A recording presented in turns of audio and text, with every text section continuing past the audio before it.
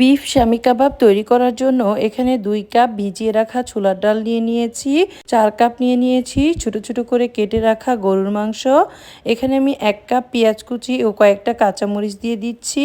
3 table চামচ দিয়েছি আদা রসুন বাটা, 1 চা চামচ মরিচের গুঁড়া, হাফ চা চামচ হলুদের গুঁড়া, 1 চা চামচ করে ধনিয়া, জিরা ও গরম মশলার গুঁড়া। পরিমাণ মতো লবণ দিয়ে দিয়েছি আর 2 টেবিল চামচ এখানে কাবাব মশলা দিয়েছি। পরিমাণ মতো পানি দিয়ে নেড়েচেড়ে মিশিয়ে আমি ঢাকনা দিয়ে সেদ্ধ করে নেব। যখন সিদ্ধ করা হয়ে যাবে তখন আমি ঠান্ডা করে নেব। তারপর ব্লেন্ডারের জারে একটা করে ডিম দিয়ে আমি এগুলো ব্লেন্ড করে নেব। চাইলে আপনারা পাটায়ও বেটে নিতে পারেন, পরে ডিমটা অ্যাড করবেন। এখন আমি দিয়ে দিচ্ছি 1 কাপ পেঁয়াজ বেরেস্তা, হাফ কাপ দিয়ে দিচ্ছি কর্নফ্লাওয়ার, আরও একটা ডিম দিয়ে দিয়েছি। এখন সমস্ত উপকরণ খুব ভালোভাবে মিশিয়ে নিচ্ছি। যখন মেশানো হয়ে যাবে তখন আমি এরকম গোল গোল করে কাবাবের শেপ দিয়ে নেব।